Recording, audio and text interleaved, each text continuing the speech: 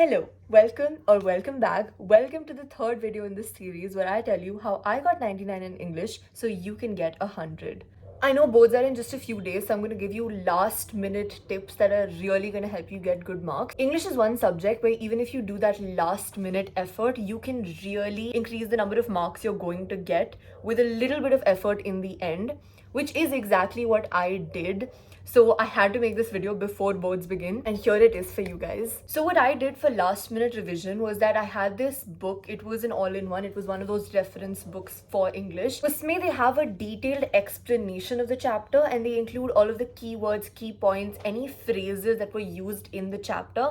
Also any inferences from the chapter that are often directly asked in the question paper, which are often actually NCERT questions, the back questions that you get chapter ke end mein. You can get the crux of the chapter without reading the entire chapter because some of these chapters are so long and you just don't have the time to read that in between your board exams. And honestly, I would recommend you to not waste your time doing that either.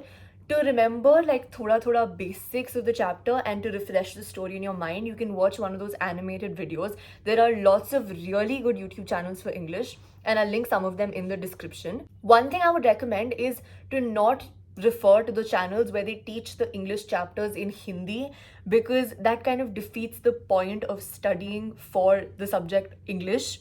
Because if you're listening to all of the points, if you're listening to all the keywords in Hindi, then you won't remember what to write in the paper, even if you're able to translate it.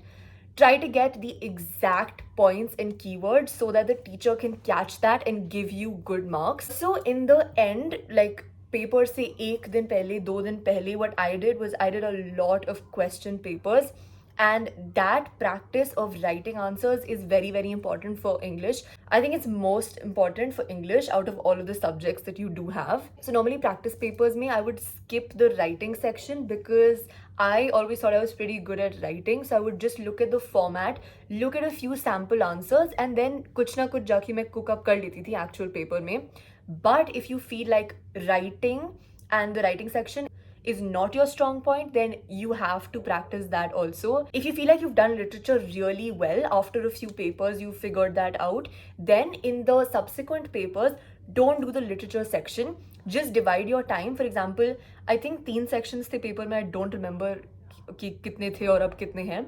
But if there are 3 sections and अगर मैं supposedly तीनों sections को एक घंटा दे रही हूँ, so when I'm practicing papers after that, after I figured out that literature तो sort हो गया है, I will only give myself an hour to do the writing section so I can do that portion जहाँ पे I actually need to put in extra effort. Because you need to be really careful with your time in that last wala stage. एक और चीज करती थी, I would do a lot of papers, but I would also go through a lot of sample papers के answers.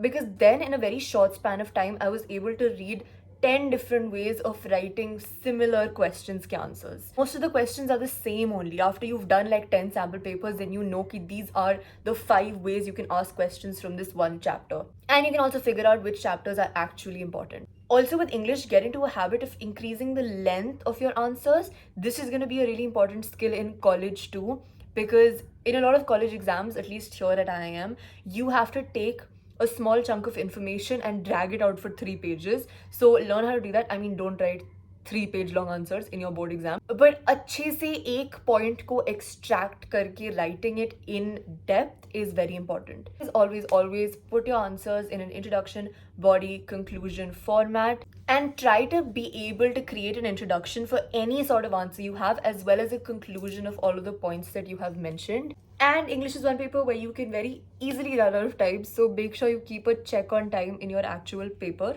and don't overextend your answers so much that you just end up not being able to finish your paper only. And with reading comprehensions, I feel like no matter how much you study, at the end it'll just be some random reading comprehension with questions and options that may or may not make sense. So you just have to trust your gut in the moment.